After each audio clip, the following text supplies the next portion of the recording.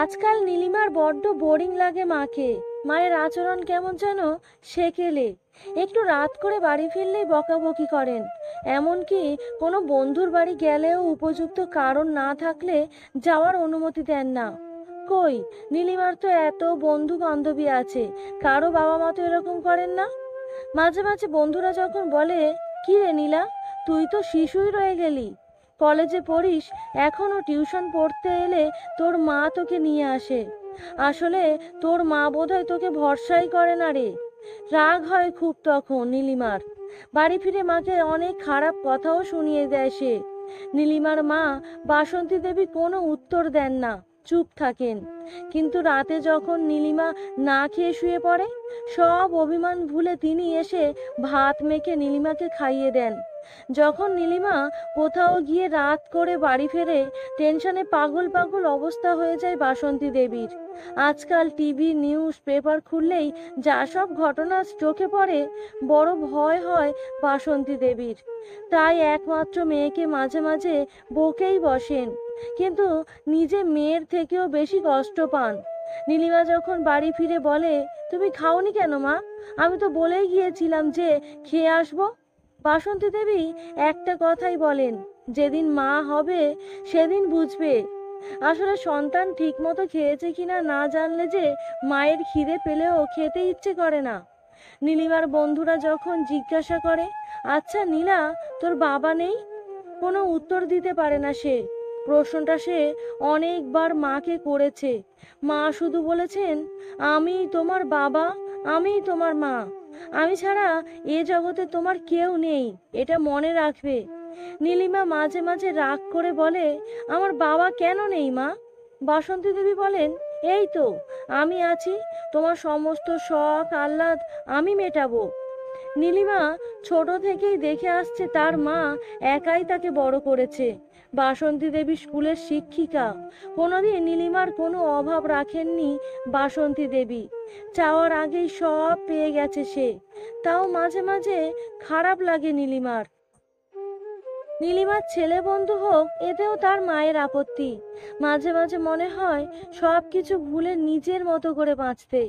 সব সময় মায়ের এই জ্ঞান আর ভালো লাগে না ওর। একদিন মাকে স্পষ্ট জানিয়ে দিল, আমার জীবন আমি নিজের মতো করে বাঁচবো। তুমি সব সময় কেন আমার স্বাধীনতা কেড়ে নাও বলো তোমার? আমারও তো স্বাধীনভাবে বাঁচার ইচ্ছে হয়। সেদিন বুকটা মোচড় দিয়ে উঠেছিল বাসন্তী দেবীর। মনে হয়েছিল, তাহলে কি তিনি মেয়েকে আগলে রেখে ভুল করেছেন? না, আর আটকাননি তিনি মেয়েকে, সমস্ত স্বাধীনতা দিয়েছেন। আজকাল রাত করে বাড়ি ফেরে নীলিমা, বন্ধুদেরকেও বাড়ি আনে। বাসন্তী দেবী শুধু এটা ভেবে আনন্দ পান যে তার একমাত্র মেয়ে খুশি আছে। কলেজ পাশের পর একদিন নীলিমা মাকে জানিয়ে দিল, সৌনক ও সে একে অপরকে ভালোবাসে। সৌনক তার বাড়িতে জানাবে বলেছে, তাই সেও তার মাকে জানালো। বাসন্তী দেবী বললেন, সিদ্ধান্ত তো তুমি নিয়েছো, আমি আর কি বলবো। তবে হ্যাঁ, বিয়ে না হওয়া পর্যন্ত কোনো শারীরিক সম্পর্ক করো না, আমি মা হয়ে বলছি। তারপর নীলিমা ঘরে গিয়ে আপন মনে হেসেছিল, মা কি বোকা! শারীরিক সম্পর্ক ছাড়া আজকালকার প্রেম হয় নাকি? 3-4 মাসে বাসন্তী দেবী অনেকবার মেয়েকে বলেছেন সৌনক বা ওর পরিবারের সাথে কথা বলতে চান উনি। নীলিমাও সৌনককে এ কথা যতবারই বলেছে, এড়িয়ে গেছে সে। সৌনক বারবার এটাই বলেছে, আমি তো তোমাকেই বিয়ে করব, এত তাড়া কিসের? 6 মাস পর যখন ঋতুচক্র বন্ধ হলো নীলিমার, মায়ের কাছে গিয়ে কান্নাকাটি শুরু করলো সে। বাসন্তী দেবী মেয়েকে ডাক্তারের কাছে নিয়ে গেলেন। আশঙ্কাটাই ঠিক, নীলিমা মা হতে চলেছে।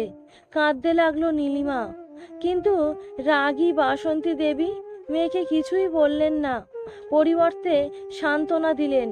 নীলিমা সৌনককে সব কিছু জানানোর পরই রৌনকের ফোন সুইচ অফ হয়ে গেল। বারবার ফোন করেও উত্তর পেল না নীলিমা। বাসন্তী দেবী তাই একদিন মেয়েকে নিয়ে পৌঁছে গেলেন সৌনকের বাড়ি। সৌনকের বাড়ির লোকজন খুব অপমান করলো বাসন্তী দেবীকে। সাপ জানিয়ে দিলেন তাদের ছেলে এখন এখানে নেই, এ কাজ তাদের ছেলে করেননি। আরও বলল যে তিনি মেয়েকে এসব শিখিয়ে এনেছেন। ফ্রিতে উপদেশ দিলেন বাচ্চা নষ্ট করে দিলেই তো হয়, এত নাটকের কি আছে। বাড়ি ফিরে কাঁদতে কাঁদতে নীলিমা মাকে বলল, মা, আমি একটা ছোট্ট প্রাণকে শেষ করতে পারবো না।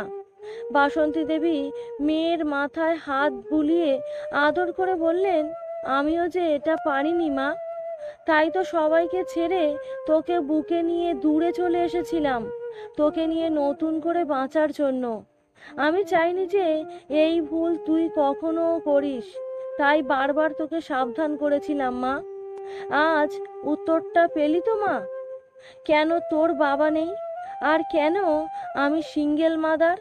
কারণটা ঠিক একই, শুধু তোকে পৃথিবীতে আনার জন্য আমি সবার কাছে খারাপ অপরাধী।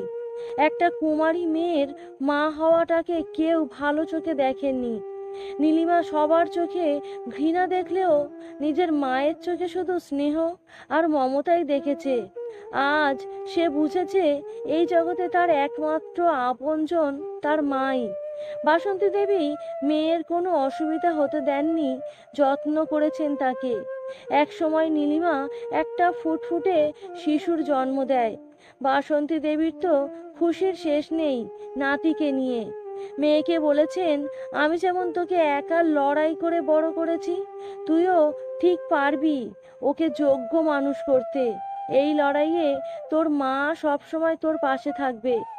আজ নীলিমা বুঝেছে তার মা কেন তাকে আগলে রাখতো, কারণ তার মা ভয় পেত, সন্তানের ক্ষতির ভয়। নীলিমা এখন একজন সিঙ্গেল মাদার হিসাবে মায়ের সব দায়িত্ব পালন করে চলেছে। ছেলেকে সে শেখায় সবাইকে সম্মান করতে। আর যখন ছোট্ট সুমন বায়না করে খেতে চায় না, তখন নীলিমা বলে, তুই ঠিক করে না খেলে যে আমার মুখে খাবার ওঠে না বাবা। তখন বৃদ্ধা বাসন্তী দেবী মেয়ের মুখের দিকে তাকিয়ে মিটিমিটি হাসেন।